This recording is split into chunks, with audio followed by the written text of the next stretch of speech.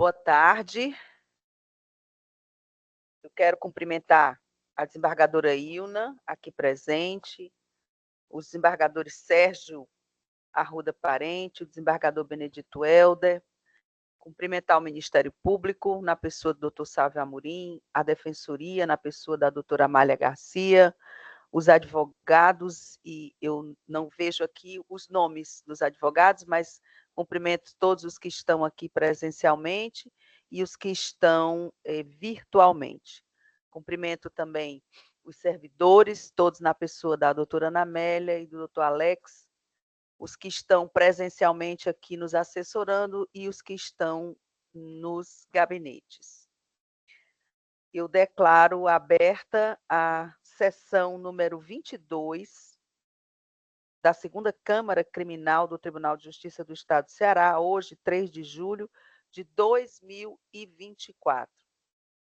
O ponto número 1 da pauta é a apreciação da ata da sessão ordinária número 21, de 26 de junho de 2024. Todos de acordo? Pela aprovação, presidente. Pela aprovação.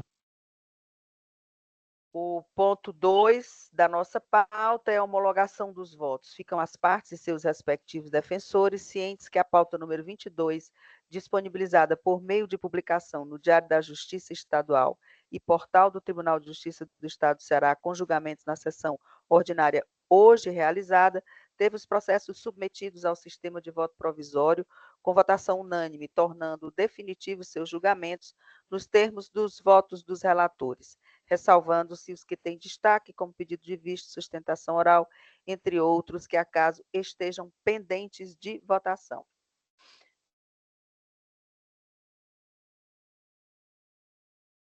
Exato.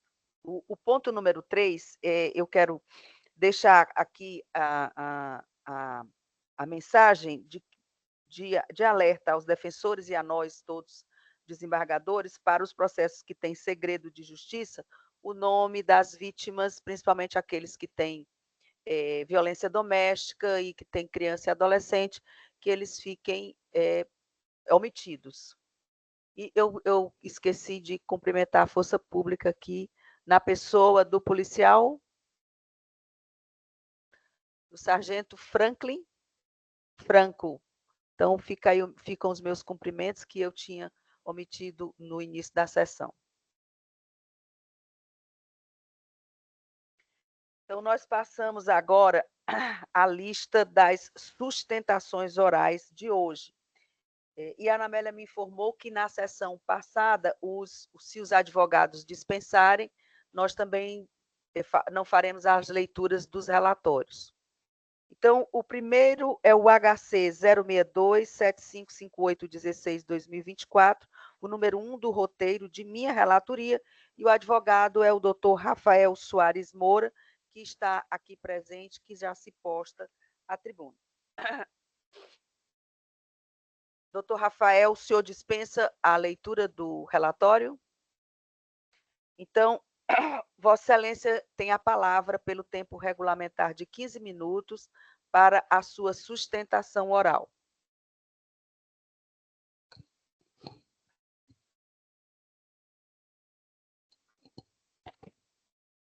Inicialmente, boa tarde a todos.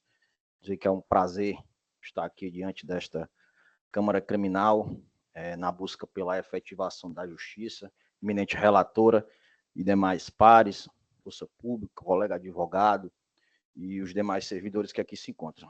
Excelências, trata-se de um habeas corpus com pedido de relaxamento, que foi feito um pedido de relaxamento de prisão por excesso de prazo, processo esse que tramita perante a vara de organização criminosa, de delitos de organização criminosa. O paciente, o Elinaldo Marcelino da Silva, ele está preso preventivamente desde 16/12/2019. Portanto, temos aí 4 anos e 6 meses de custódia cautelar, sem que esse processo tenha tido um desfecho final.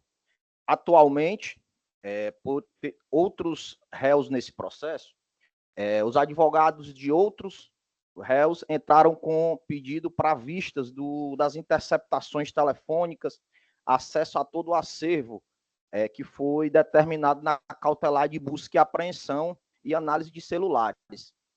E aí o processo encontra-se hoje estagnado porque o sistema não disponibilizou o acesso aos advogados. Os dados que foram enviados para a vara, através da delegacia de polícia, não são compatíveis para abertura para os demais advogados. Então, diante dessa demora, excelências, que já praticamente se temos um cumprimento antecipado de pena, uma vez que pelo lapso temporal, repetindo, 4 anos e 6 meses, já está de uma forma desarrazoada essa prisão cautelar do paciente. Estamos, inclusive, pedindo a mitigação da súmula número 52 do STJ, que uma vez encerrada a instrução, fica superada o excesso de prazo. No entanto, a defesa do paciente já apresentou seus memoriais finais, mas temos outros réus que não apresentaram, e por isso o processo encontra-se parado sem uma conclusão final. Então, por este lapso de temporal exagerado, sem uma conclusão, culminando com uma antecipação de cumprimento de pena, temos que o constrangimento legal encontra-se devidamente preenchido, de modo que requeremos a vossas excelências a concessão da ordem para relaxar a prisão do paciente com a aplicação de medidas cautelares a serem definidas por vossas excelências. Muito obrigado. Obrigada, doutor Rafael, e eu passo a palavra ao Ministério Público, doutor Sávio Amorim, por igual tempo, para sua sustentação oral. Doutor Sávio, vossa excelência tem a palavra. Excelentíssima senhora desembargadora, presidente desta segunda Câmara Criminal, desembargadora Vange Fontinelli, saúde a desembargadora Ilna Castro, cumprimento os desembargadores Sérgio Parente, Benedito Helder e Biapina, cumprimento a doutora representante da Defensoria Pública, doutora Amália Garcia, saúde a todos os advogados e advogadas, tanto o nobre doutor aqui presencialmente, como aqueles que virtualmente irão sustentar e os que prestigiam esta sessão. Saúdo também os servidores e servidoras desta casa, senhoras e senhores, representantes também da nossa gloriosa e valente Polícia Militar do Estado do Ceará. Indo aos pontos já abordados, tão bem abordados no parecer que se encontra depositado nos autos, eu rechaço no tocante à tese do excesso de prazo na formação da culpa, em razão da evidência da súmula 52 do Superior Tribunal de Justiça, haja vista que a instrução probatória encontra-se finalizada. Outro aspecto também levantado pelo nobre advogado diz respeito à questão ainda sobre o excesso de prazo, tem ainda outro aspecto que faz com que este alegado excesso não se faça presente, que é exatamente a complexidade da causa em razão do número de agentes que respondem à ação penal. A ausência, portanto, de desídia da autoridade impetrada, inexistência de constrangimento ilegal, medidas cautelares diversas da prisão se apresentam insuficientes, ou, melhor dizendo, até mesmo inadequadas, constrangimento ilegal não evidenciado, razão pela qual o Ministério Público insiste no parecer de forma que seja denegada a ordem. Obrigada, doutor Sávio. E eu dou uma breve explicação antes aqui da leitura. É aquele caso que todos nós conhecemos, daqueles ataques em 2016, 2017, que houve. Foi um planejamento feito por uma facção em que explodiram aí vários órgãos públicos, atacaram carros e uma série de coisas. Nós nos lembramos muito bem, porque ficamos alguns dias, inclusive dentro de casa, temerosos com o que poderia acontecer. São 23 agentes, como bem lembrou o Ministério Público, a instrução está encerrada, o paciente tem outras condenações definitivas e a demora ela é em função de diligências que foram pedidas pelos Correios, pelas defesas dos Correios. E o Ministério Público já apresentou, inclusive, os memoriais. Portanto, não existe o atraso a que o ilustre advogado se refere, a quem eu, inclusive, parabenizo nesse momento, doutor, pelo desafio que Vossa Excelência enfrentou e o fez com muita galhardia e com muito poder de convencimento, de maneira didática, de forma que Vossa Excelência está de parabéns. E eu faço questão desse registro aqui. Mas, infelizmente, não posso concordar com o pedido de Vossa Excelência. E, nesse sentido, eu peço licença aos meus pares para apresentar a proposta de emenda. E o voto está em seguida. Penal, processo penal, habeas corpus, organização criminosa, incêndio, dano qualificado, excesso de prazo na formação da culpa, não ocorrência, complexidade da causa. Súmula 15 do TJCE, ação com 23 réus, instrução encerrada. Súmula 52 do STJ, réu com condenação transitada em julgado. Súmula 63 do TJCE, prevalência do princípio da proteção deficiente do Estado. Tese de ausência de fundamentação para a manutenção da prisão preventiva. Decisão plenamente fundamentada e o juiz faz uma descrição minuciosa dos fatos em si, e inclusive das condenações pretéritas. Risco à ordem pública, gravidade concreta da conduta, periculosidade específica do suplicante, insuficiência e inadequação na aplicação de medidas cautelares diversas, habeas corpus conhecido e ordem denegada é como voto. Nesse habeas corpus votam comigo os desembargadores.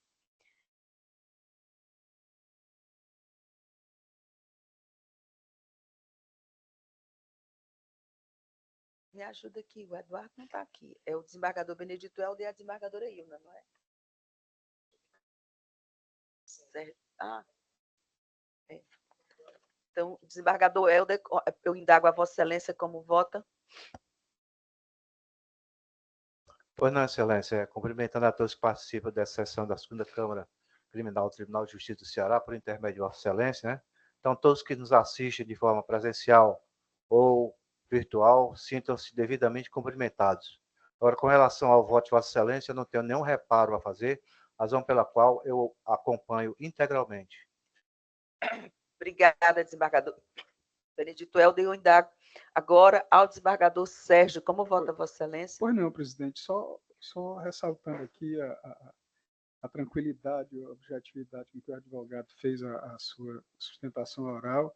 E o doutor Sávio, né, a gente sempre está aqui com ele, né? Já é, né, também.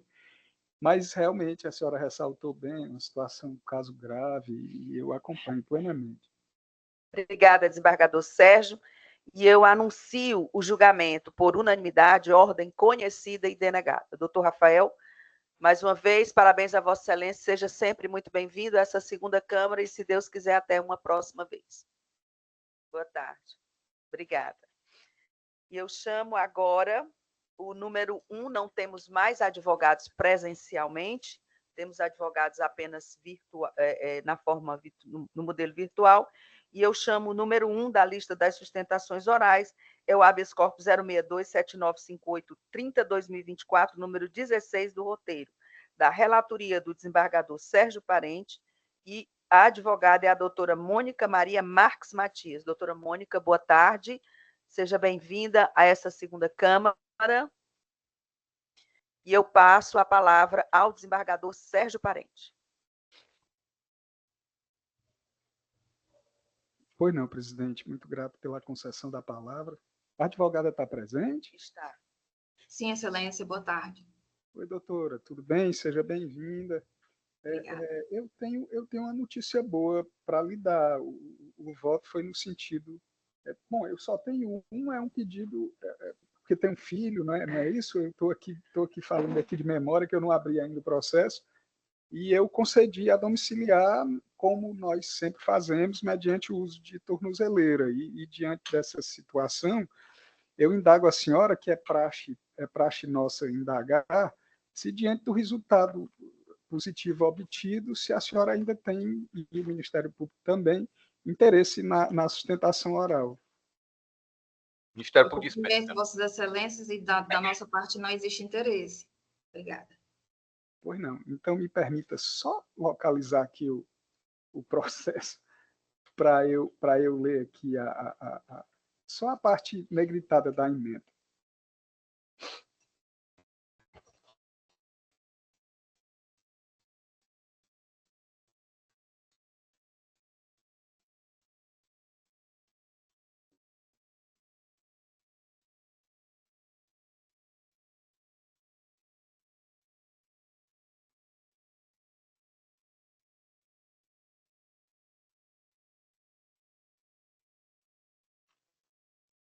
O processo 062-795830-2024. Ementa penal e processual penal, habeas corpus com pedido liminar, tráfico de drogas, artigo 33, caput da Lei 11.343, e corrupção de menor, artigo 244b do Estatuto da Criança e do Adolescente, prisão em flagrante convertida em preventiva, tese de legalidade da prisão em flagrante da busca pessoal, não conhecimento, homologação do flagrante e decretação da prisão preventiva constitui nova ordem judicial, via estreita do habeas corpus, não comporta dilação probatória, análise de ofício, ausência de constatação de ilegalidade apta a ensejar a concessão da ordem, busca pessoal realizada nos termos do artigo 240, parágrafo 2º e artigo 244 do CPP, abordagem lícita, fundada suspeita, evidente, paciente desviou da compulsão militar ao avistar a viatura, revista pessoal realizada por policial feminina,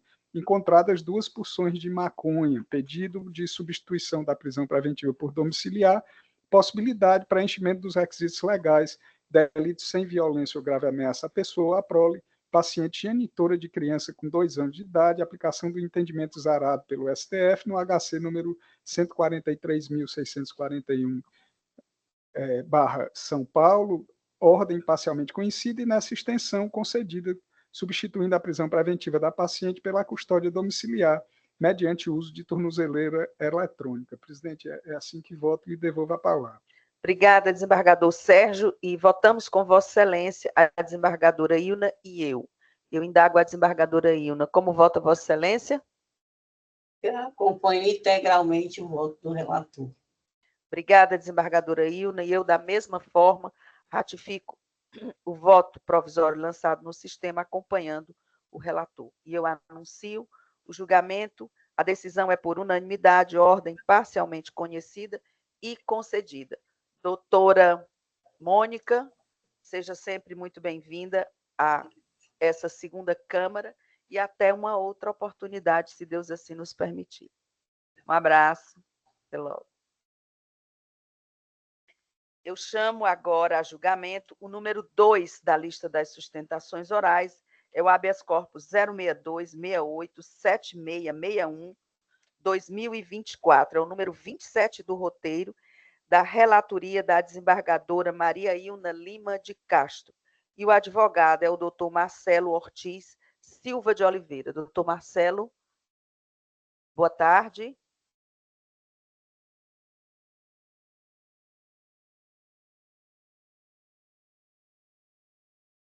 Doutor Marcelo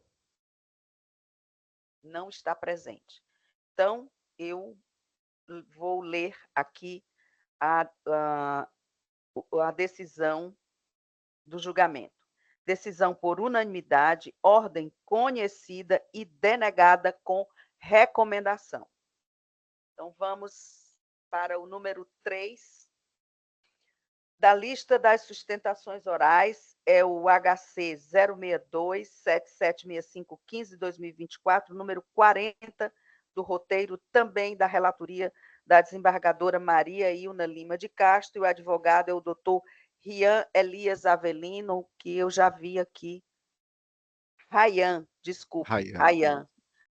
Boa tarde, doutor Rayan. Seja muito bem-vindo à segunda Câmara Criminal do Tribunal de Justiça do Estado do Ceará. Doutor Rayan, o senhor dispensa a leitura do relatório? Dispensa, Excelência. Eu quero só também pedir licença a Vossa Excelência, porque a desembargadora Ilna, ela fez uma cirurgia na boca recentemente, está com dificuldades de falar. Então, Perfeito. vou pedir a Vossa Excelência para que eu mesma faça a leitura do voto, ok? Tranquilo, doutora. Da ementa. Tranquilo. Então, Eu passo a palavra a Vossa Excelência pelo tempo regulamentar de 15 minutos para a sua sustentação oral.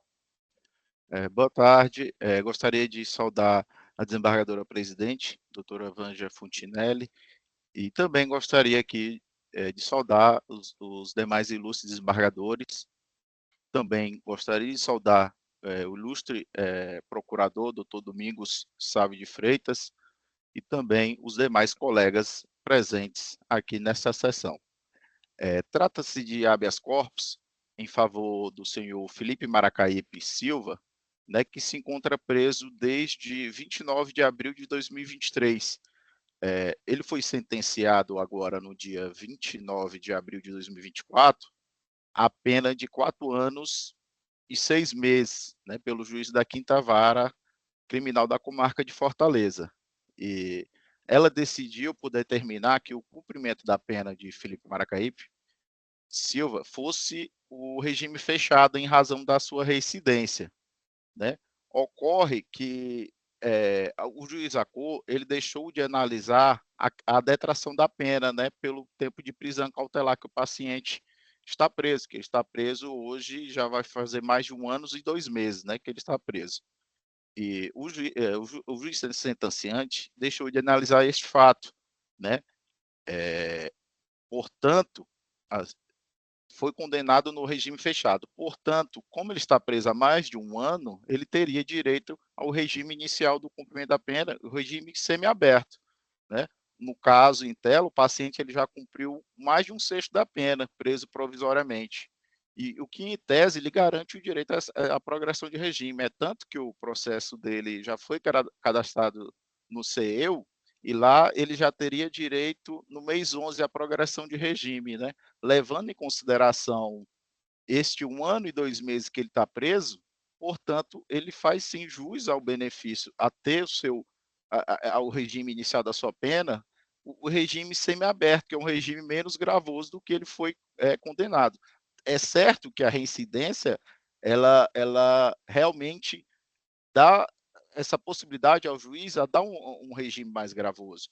Mas o regime mais gravoso, no caso em tela, o que caberia é o regime semiaberto, porque, em tese, ele já teria direito ao regime aberto, né?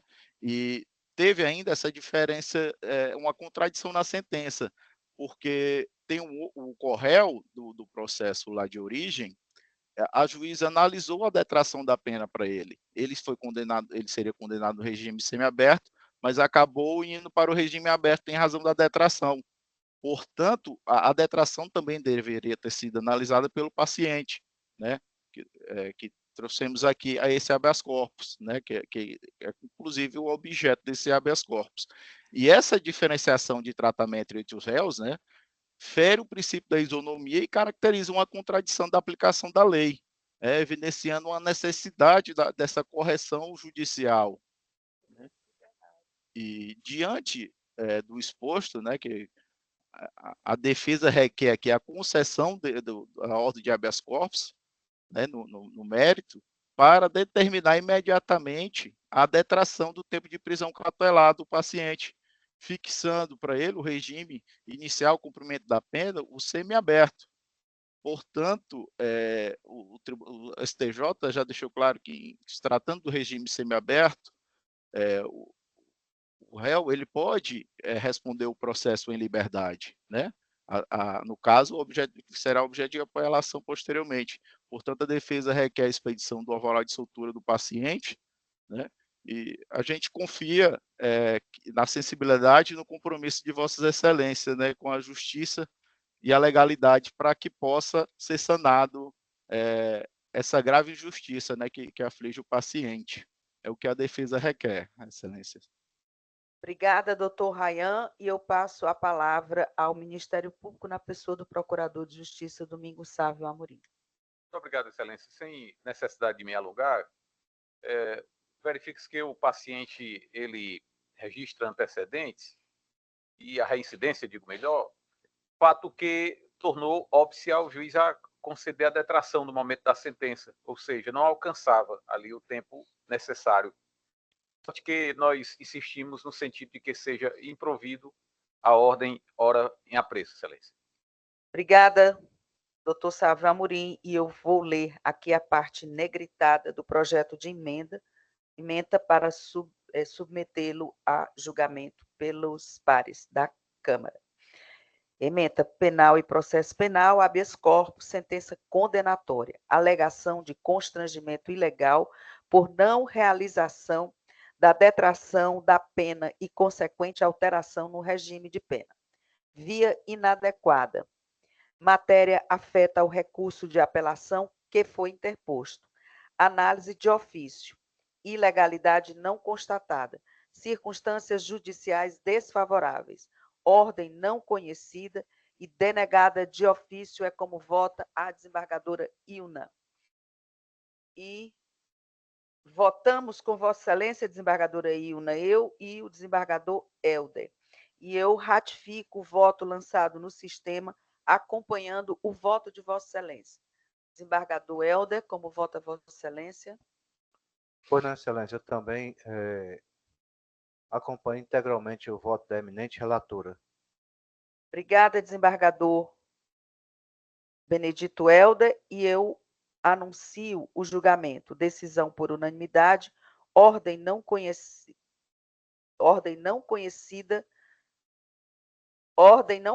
e de ofício denegada. Obrigada, doutor Rayan. Até uma próxima vez, se Deus assim nos permitir.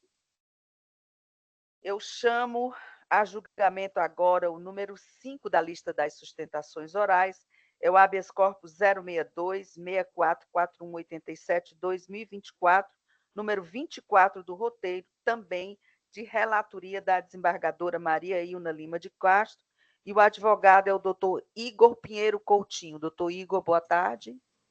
Boa tarde, Excelência. Não vejo você. Acabei de vê-lo. Boa tarde, seja muito bem-vindo a esta segunda Câmara, doutor Igor. Eu indago a Vossa Excelência, o senhor dispensa a leitura do relatório? Dispensa, Excelência. O Ministério Público também? Nada a opor, Excelência.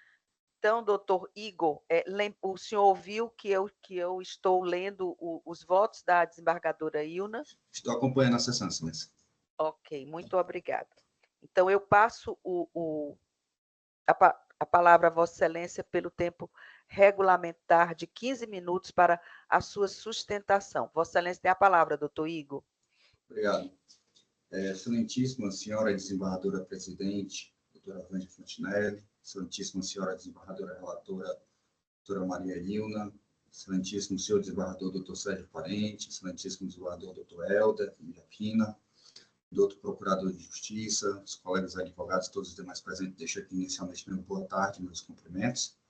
Excelência, trata-se aqui de um habeas corpus que tem um tema relativamente simples, já bastante conhecido aqui da casa, que é o objeto jurídico do presente habeas corpus, trata-se de relaxamento por excesso de prazo na conclusão da instrução criminal. O que traz esse advogado hoje à tribuna aqui, já que o tema já é conhecido de Vossa Excelência? São as minúcias, no caso concreto, para que se comprove aqui, né, de forma clara e até documental, que está no processo, que há, nesse processo, um retardamento que, de forma nenhuma, pode ser atribuído à defesa. Muito menos, Excelência, trata-se aqui de um retardamento causado por conta da complexidade do feito, como pode-se inicialmente imaginar. E aqui eu destaco, Excelência, o acusado está sendo acusado, o paciente está sendo acusado de um crime de homicídio e foi denunciado com outros 4 acusados. Isso é um processo que corre na comarca de Pentecoste, interior, e a prisão preventiva foi decretada no mês de maio de 2022, sendo efetivada com relação ao paciente no dia 24 de maio de 2022. Portanto, há pouco mais de 2 anos e 2 meses que ele vem cumprindo, vem sendo detido provisoriamente. Após essa prisão, foi oferecida denúncia na mesma data e a primeira audiência foi designada apenas para o dia 11 de julho de 2023. Aqui nós já percebemos que houve um lapso temporal de pouco mais de 1 ano para que fosse designada essa primeira audiência. Nessa primeira audiência, ela não foi concluída, e aqui os termos de audiência encontram-se nos autos, as folhas 29 a 35, não foi concluída em razão de o Ministério Público insistir na oitiva de uma testemunha que não havia sido intimado. Foi designada uma segunda audiência para o dia 24 de outubro de 2023. Nessa oportunidade, novamente, não foi realizado o ato por conta que uma testemunha também do Ministério Público não havia sido intimada. E o Ministério Público novamente insistiu na oitiva da sua testemunha. Aqui faça-se um parênteses, Excelência, que a defesa em nenhum momento está criticando ou imputando nada ao Ministério Público. O Ministério Público tem esse dever mesmo de apurar a realidade dos fatos, até porque aqui é um processo do Tribunal do Júri. Toda testemunha é relevante para o resultado final do processo. Então, aqui a gente vê até um excesso de zelo. O que não é o caso, Excelência, é de numa terceira audiência, quando, novamente, né, foi finalmente intimada uma das testemunhas do Ministério Público, tendo o Ministério Público desistido da outra, que havia tentado ser intimado 3 vezes, não foi. As testemunhas de defesa do paciente, a defesa abriu mão, mas outra defesa, de outro acusado, insistiu na oitiva das suas testemunhas. E isso porque, Excelência, novamente não havia sido intimada as testemunhas. Ou seja, não tem como esse processo se desenvolver de forma normal se a secretaria não providencia a intimação. Aqui não se trata de o Ministério Público insistir na sua testemunha, ou a defesa insistir na testemunha dela. Toda testemunha é relevante para o desenvolvimento e conclusão final do processo. O que não se pode é atribuir esse retardamento, e aqui nós já estamos falando de 2 anos e 2 meses, de réus recolhidos, presos, por conta de intimações que não são efetivadas, que não são realizadas. Nós chegaremos ao final desse processo uma condenação ou uma absolvição. Quem devolve esses 2 anos? Para o paciente, para os demais acusados? E aqui destaque, Excelência, a defesa do paciente, termo de audiência, consta nos autos, folha 33 e 35 deste habeas corpus, desistiu das suas testemunhas. A colega advogada de outro réu insistiu nas dela. E mesmo assim, ao julgar o pedido de relaxamento, imputa-se à defesa do paciente algum tipo de culpa no retardamento por ter a defesa de uma correta insistido na oitiva das suas testemunhas, que é direito dela. E aqui é bom que se faça essa defesa da colega, que é direito dela mesmo. Ouvir a testemunha que ela rolou lá na defesa preliminar. Se não foi intimada, infelizmente foi uma falha da secretaria. Por esses detalhes, Excelência, é que se entende aqui que 2 anos e 2 meses já é um período exacerbado, não tendo a gente sequer previsão. Hoje, Excelência, hoje, dia 3 de julho de 2024, a última audiência, a que eu faço referência, foi realizada no dia 24 de abril. Não está designada ainda uma data para realização e continuidade dessa audiência. Eu não tenho sequer previsão para a gente finalizar essa audiência. Por todos esses fatos, Excelência, colocados aqui de maneira singela por esse advogado, né, que se aprecia, ou que se requer uma apreciação do pleito, para que seja concedida a ordem, já finalizar a minha sustentação e agradeço a atenção. Pois não, doutor Igor, obrigado, e eu passo a palavra ao doutor Sávio Amorim para a sua sustentação oral pelo Ministério Público, pelo mesmo tempo regulamentar. O paciente, através do nobre impetrante, alega que está sofrendo constrangimento ilegal por parte da autoridade coatora, apontando como autoridade coatora o juízo da comarca de Pentecoste. Trata-se de homicídio, traz como tese o excesso de prazo na formação da culpa. Vale ressaltar que são quatro acusados, o que enseja em um elevado número de testemunhas, sem olvidar que há também o registro nos autos de cartas precatórias expedidas. Diz a súmula 15 deste tribunal que, quando envolver um feito complexo, processo complexo e elevado número de réus, a súmula 15 desconsidera qualquer alegativa de se tratar de excesso de prazo. Não há, portanto, qualquer verificação de que o juízo tenha conduzido de forma anormal o processo. Pelo contrário, tem se dedicado, tem apresentado resolutividade dentro das suas possibilidades e, obviamente, respeitando a demanda que a comarca a demanda da comarca. Isto posto, o Ministério Público insiste no sentido de que não seja concedida a ordem, Excelência. Obrigada, doutor Sávio, e eu leio aqui o projeto de emenda da desembargadora Ilna, que está em seu gabinete, acompanhando o julgamento. O projeto de emenda é o seguinte: habeas corpus penal e processual penal, homicídio qualificado, artigo 121, parágrafo 2º, inciso 4 do Código Penal, prisão preventiva. 1. Tese de excesso de prazo na formação da culpa. Inocorrência. Não verificado constrangimento ilegal, ausência de ofensa ao princípio da razoabilidade. Marcha processual regular, complexidade da causa, pluralidade de réus, necessidade de expedição de cartas precatórias. Súmula 15 do TJCE. Defesa contribuiu para o elastecimento dos prazos processuais. Insistência na oitiva de testemunhas ausentes. Súmula 64 do STJ. Prisão preventiva reavaliada a menos de 90 dias. 2. Pleito de substituição da prisão preventiva por medidas cautelares. Não acolhimento. Insuficiência e inaplicabilidade. Necessidade de garantia da ordem pública. Gravidade concreta do delito. Concurso de agentes na prática do crime. Risco concreto de reiteração delitiva. Suplicante que responde a outras ações penais. Súmula 52 do TJCE. 3. Ordem conhecida e denegada. É como vota a desembargadora Ilna, e votam com Vossa Excelência, desembargadora Ilna, eu e o desembargador Helder. Eu acompanho o voto de Vossa Excelência na integralidade, ratificando o voto lançado no sistema. Desembargador Helder, como vota Vossa Excelência? Pois não, Excelência, eu também confirmo o voto provisório já lançado, acompanhando a relatoria.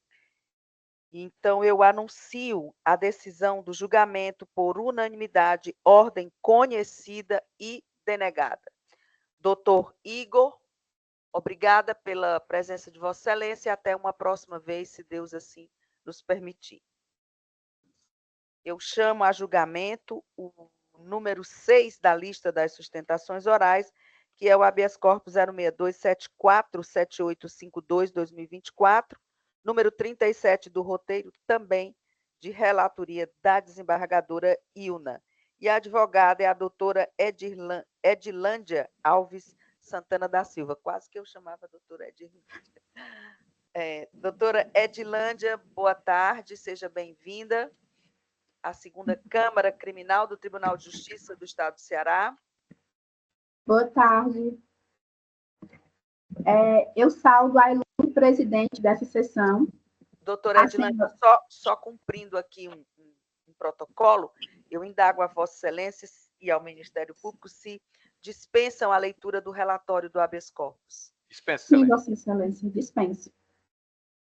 Obrigada, e eu passo então, doutora Edilândia, a palavra a Vossa Excelência pelo tempo regulamentar de 15 minutos para a sua sustentação oral. Vossa Excelência tem a palavra, doutora Edilândia. Saudo. Boa tarde a todos. Eu saudo a ilustre presidente dessa sessão, a senhora Vanja Fontinelli, e aos demais desembargadores aqui presentes, e aos colegas também presentes nessa sessão da segunda Câmara Criminal do Estado do Ceará. O caso aqui trazido aos nobres magistrados trata-se de um habeas corpus, onde o réu foi condenado a uma pena de 9 anos e 9 meses pela comarca de Nova Olinda. Contudo, a defesa aqui entrou com esse habeas corpus requerendo um contramandado ou mesmo uma medida cautelar diversa da prisão, tendo em vista que o processo origem que o condenou está concluso para uma audiência de justificativa, onde existe a possibilidade de ter uma possível alteração, pois a defesa apresentou provas novas àquela demanda. Dessa forma, a defesa decidiu entrar com habeas corpus, pois uma vez aplicada a pena de 9 anos e 9 meses ao réu Giovanni Lopes Batista, seria uma antecipação da pena. bem como a defesa acostou aos presentes autos, como é de conhecimento dos presentes aqui, uma fragilidade no tocante à sua doença. Ele tem um quadro clínico de saúde bem debilitado e bem delicado, uma vez que a unidade penitenciária, o qual irá acolher o mesmo com o devido cumprimento, será impossível cumprir em ordem a aplicação da medicação, da alimentação, de toda uma necessidade que o réu venha a ter. Não que isso não se aplique à questão da pena, mas é a questão da necessidade. A UP Cariri, o qual ele deverá ser direcionado, que é localizada na cidade de Juazeiro do Norte, não possui um amparo necessário. Ele é portador do nível mais alto de diabetes mellitus, ele tem um quadro de desnutrição bem elevado, que necessita de uma alimentação específica. E é de sabedoria de todos que é impossível uma unidade prisional como a UP Cariri, que contém mais de 1.000 internos, fazer uma alimentação específica para determinado reeducando. Por isso, a defesa insistiu em requerer este habeas corpus, para que seja aplicado uma medida diversa da prisão, em virtude do quadro clínico de saúde que se encontra o réu, e por aquela unidade prisional não poder oferecer o mínimo existencial para o seu tratamento, bem como a medicação, por mais que ela seja fornecida pelo SUS, em determinados momentos, sequer consegue se obter. E também a unidade prisional não permite o recebimento dessa medicação advinda dos familiares. E existe uma ordem cronológica para esse tratamento. Em virtude disso, a defesa requer a esta ilustre corte que seja analisado minuciosamente o requerimento feito pela defesa com relação a uma aplicação diversa da prisão, que seria uma prisão domiciliar, em virtude do quadro clínico e delicado de saúde que o réu se encontra. Esse é o requerimento da defesa. Muitíssimo obrigada. Obrigada, doutora Edilânia. E eu passo a palavra ao Procurador de Justiça, Sávio Amorim, para a sua sustentação oral por igual tempo. Cumprimento a doutora Edilânia e saúdo pela sustentação. Habeas corpus em que reclama o paciente de que a autoridade coatora, no caso o juízo da comarca de Nova Olinda, estaria praticando constrangimento ilegal. No entanto, observa-se que o paciente foi condenado a 9 anos e 9 meses de reclusão, cumprindo pena em regime fechado, sentença emitida em 11 de fevereiro de 2019 e confirmada em 2 de agosto de 2023.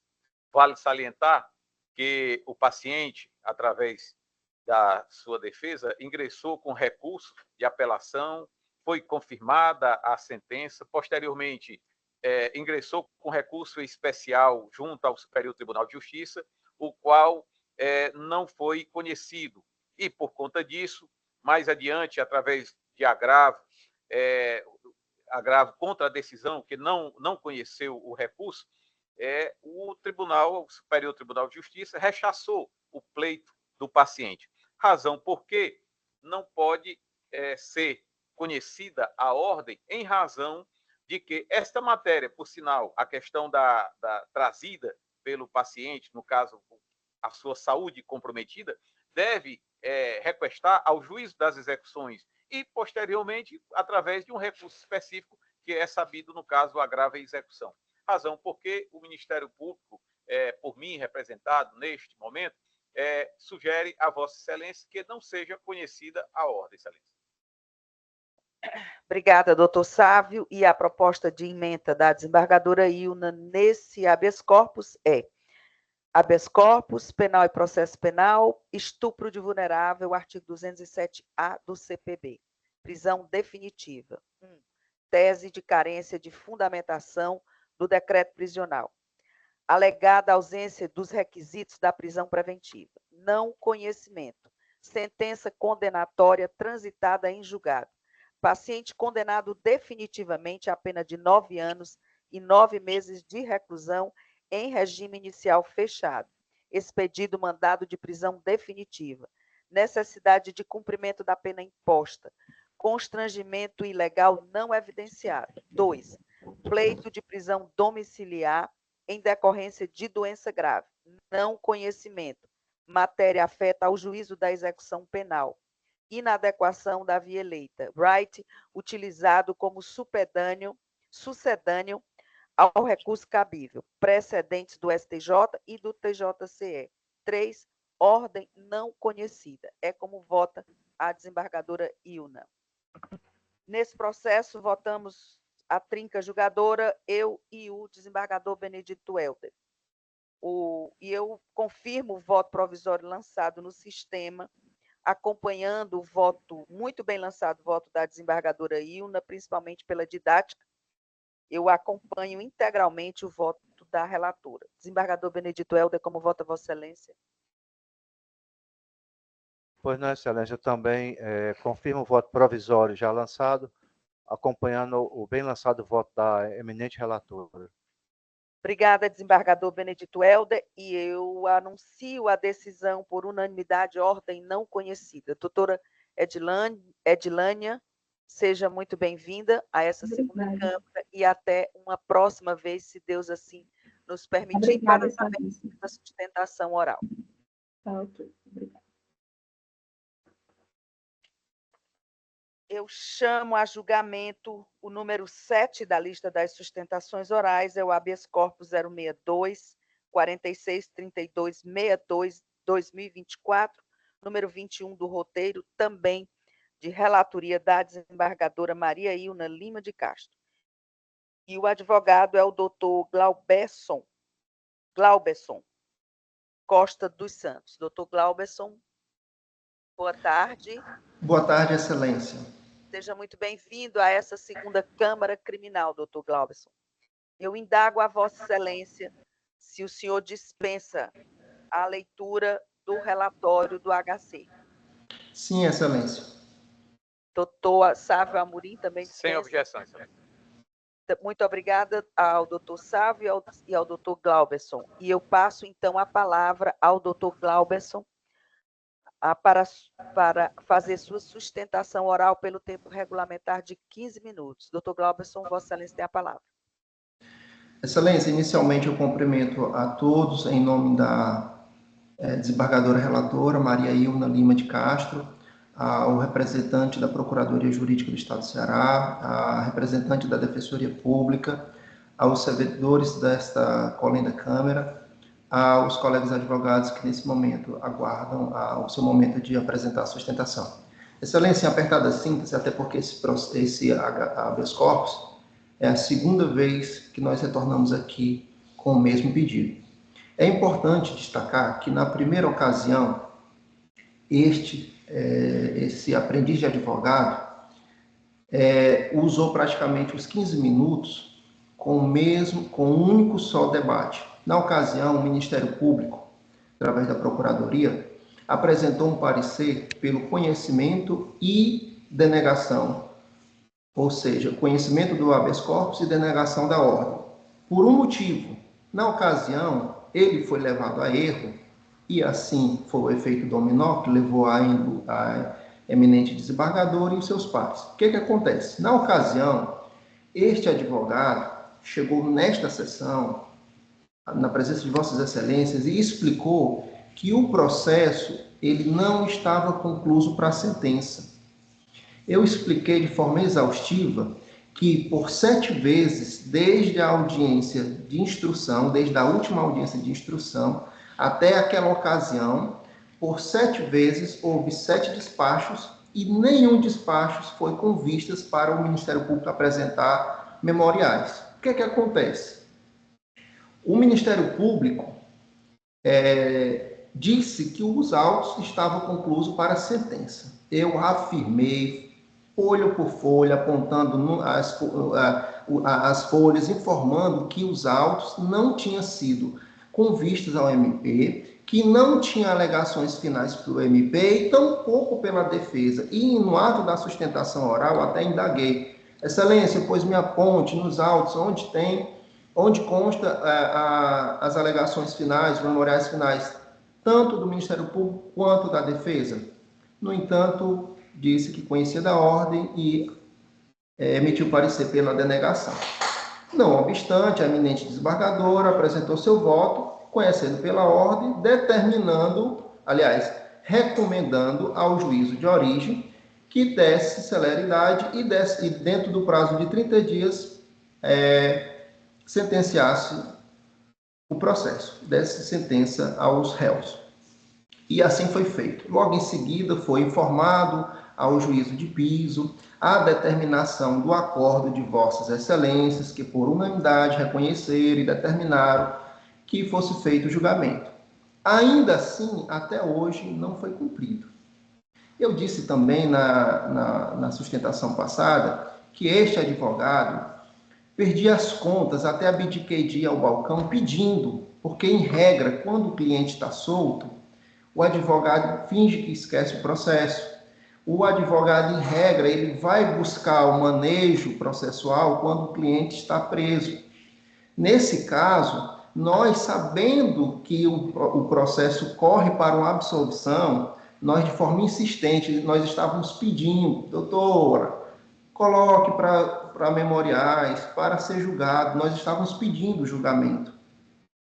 E assim não foi feito. Ou seja, de lá para cá, contando com a movimentação, nas minhas contas já vai 10 despachos entre decisão e nada foi apresentado. O que é que acontece? A Procuradoria, no momento de emitir parecer nesse habeas corpus, entrou em contato com o Ministério Público pedindo celeridade. Então, o que é que acontece? Exatamente há mais de um ano, que nós vemos pedindo, ou seja, que nós estamos com os clientes com o uso de monitoramento eletrônico, sendo certo que a juíza, todas as decisões, consta lá nos autos, nenhuma delas ela colocou data determinando o prazo, em total desobediência à recomendação do CNJ. Tem um pedido ainda de outubro do ano passado, que, se Deus quiser, agora vai fazer um ano, e até hoje esse pedido não foi apreciado. Até hoje não foi apreciado. No julgamento passado também foi levado em conta a questão do mérito, ou seja, que o crime foi um crime de tortura.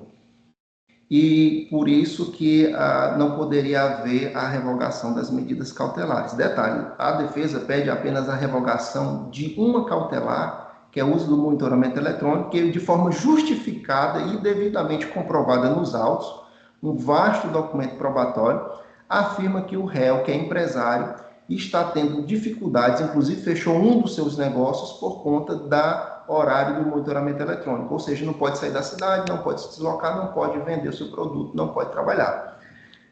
No entanto, o que mais me gera estranheza é que no momento em que a juíza apresentou as informações, ela colocou o crime como se fosse um crime abjeto, nojento, uma coisa de outro mundo.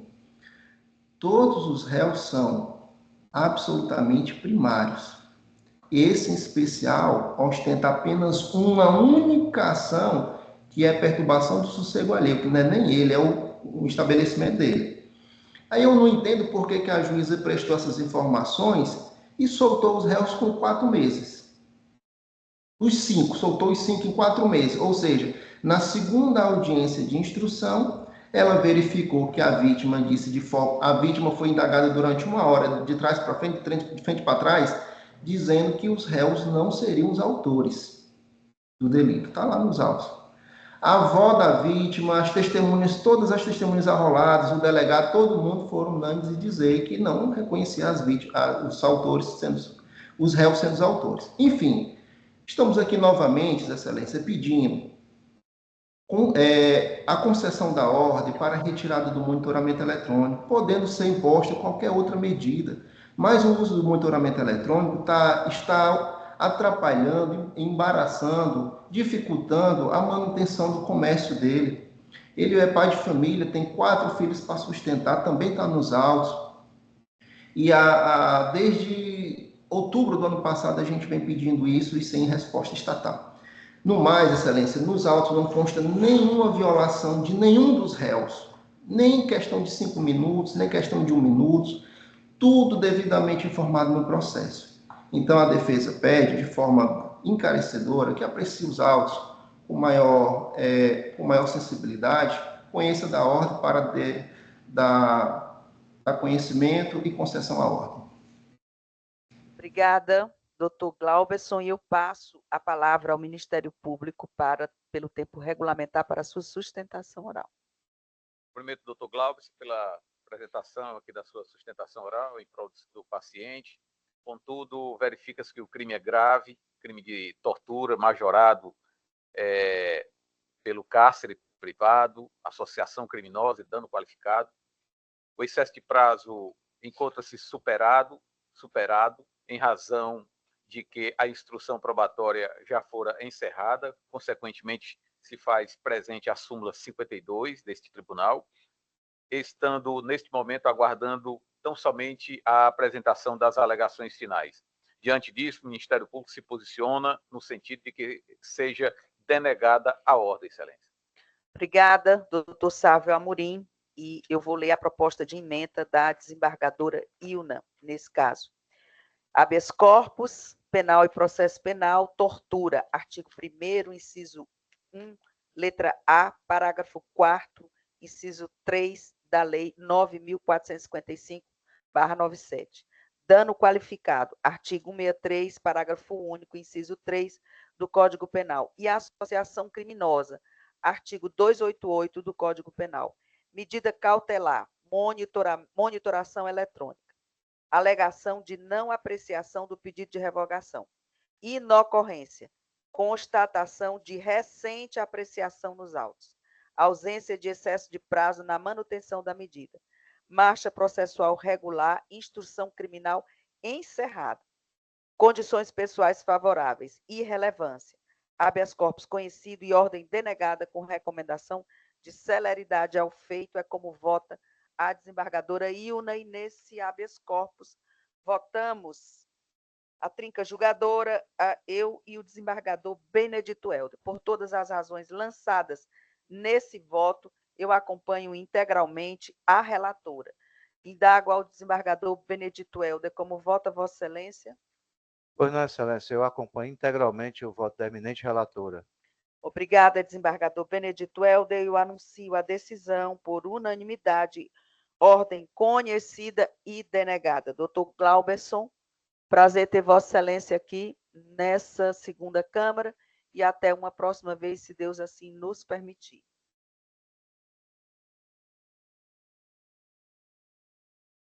Ok. Desembargadora Ilna, encerraram-se os processos de relatoria de Vossa Excelência, e Vossa Excelência pede para se ausentar, para se recuperar melhor da sua cirurgia, e nós todos concedemos essa licença a Vossa Excelência. Muito obrigada. Abraço, se recupere bem e volte na próxima sessão linda e maravilhosa. Eu chamo a julgamento o número 8 da lista das sustentações orais, é o habeas corpus 062-864859-2024, número 2 do roteiro, de minha relatoria, e o advogado é o doutor Júlio César Costa e Silva Barbosa.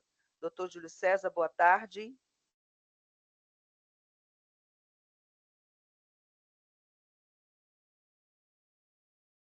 Doutor Júlio César, boa tarde. Não está presente. Então, eu anuncio a decisão por unanimidade, ordem parcialmente conhecida e denegada. Chamo, então, o número 9 da lista das sustentações orais, é o agravo de execução penal 0001-103-18-2019, número 1 da pauta 21, também de minha relatoria, e o advogado é o doutor Nairton Gomes Colares. Doutor Nairton, boa tarde. Boa tarde, Excelência. Seja muito bem-vindo, doutor Nairton. Eu não vejo Vossa Excelência na... Excelência, a câmera, eu não estou conseguindo abrir a câmera. Não consegue? Pronto, agora acho que acredito. Seria interessante que nós ouvíssemos. Pronto, agora, ok? Agora sim. Seja muito bem-vindo, doutor Nairton, e eu indago a Vossa Excelência se o senhor deseja a leitura do relatório, uma vez que ele já está publicado nos autos. Dispensa, Excelência. O Ministério Público? Dispensa também. Muito obrigada. E eu, então, passo a palavra ao doutor Nairton, desculpe, doutor Nairton Gomes Colares, para a sustentação oral pelo prazo regulamentar de 15 minutos.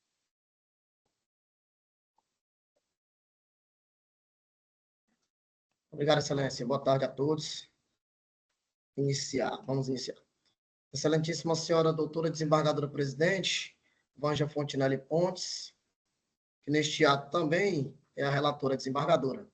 Estendo minhas homenagens de estilo aos demais desembargadores desta colegiada Câmara Criminal, bem como cumprimento o nobre representante do Ministério Público e os meus eminentes pares. Trata-se de agravo em execução em favor do apenado Tânio Ramos Rodrigues, no processo, como já dito pela presidente, 000110318 de 2019, contra a decisão da autoridade coatora da primeira vara de execuções penais, que indeferiu a prisão domiciliar do reeducando, com monitoramento. Este causídico será sucinto em suas alegações, tendo em vista que trata-se de tema pacificado pelas Cortes Superiores, possuindo até súmula vinculante, editada pelo Supremo Tribunal Federal, qual seja, a súmula vinculante 56 do reeducando. Em síntese, o reeducando alcançou o lapso temporal para a progressão para o regime semiaberto na data do dia 4 de março de 2024, como aduz a movimentação 14.1 dos autos principais, ditos há pouco, em que este atinge os requisitos tanto objetivos quanto subjetivos para a referida progressão. No dia 2 de abril do mesmo ano, do ano corrente, a autoridade coatora reconheceu a progressão do reeducando para o semiaberto, porém, indeferiu a prisão domiciliar mediante monitoramento eletrônico, o que fez violando frontalmente a súmula vinculante 56 do STF, que aduz que a falta de estabelecimento prisional adequado não autoriza a manutenção do apenado em regime prisional mais gravoso.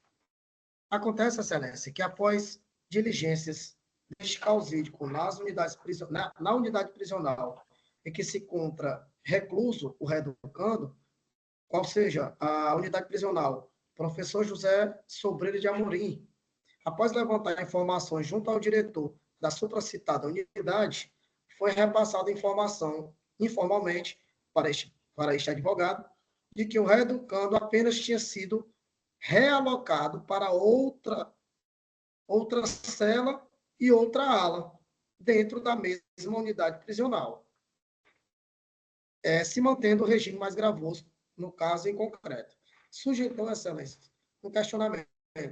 A súmula vinculante é um instrumento que promove a estabilidade jurídica e a uniformização da norma. A súmula possui o poder de estabelecer entendimento definitivo sobre determinada matéria. Portanto, se preenchidos requisitos objetivos e subjetivos para o deferimento do supracitado petitório, bem como o próprio juízo deixou de privilegiar o princípio da individualização da pena, uma vez que não considerou em sua decisão o comportamento colaborativo do requerente, bem como fora juntado nos autos principais do exame criminológico, que atestou que o reeducando possui plenas condições de receber o referido benefício, que podemos ver no movimento 71.1 dos autos principais, E o que mais poderia fazer o reeducando para conseguir o benefício em que possui plenas condições de recebê-lo? Que dentro do processo principal existe atestado de bom comportamento da unidade por parte do reeducando na unidade em que este encontra-se cumprindo pena. Frise, excelências, que o indeferimento da prisão domiciliar, mediante monitoramento, se deu única e exclusivamente baseado na suposta gravidade do crime, bem como o restante da pena a ser cumprida pelo reeducando, o que viola frontalmente a súmula já perquerida, já dita anteriormente, que seria a 56 do STF, bem como os parâmetros fixados no recurso extraordinário 641-320 do Rio Grande do Sul. Com efeito, importante destacar que o reeducando vem cumprindo regularmente sua pena, que restou constatado nos autos através de atestado de bom comportamento.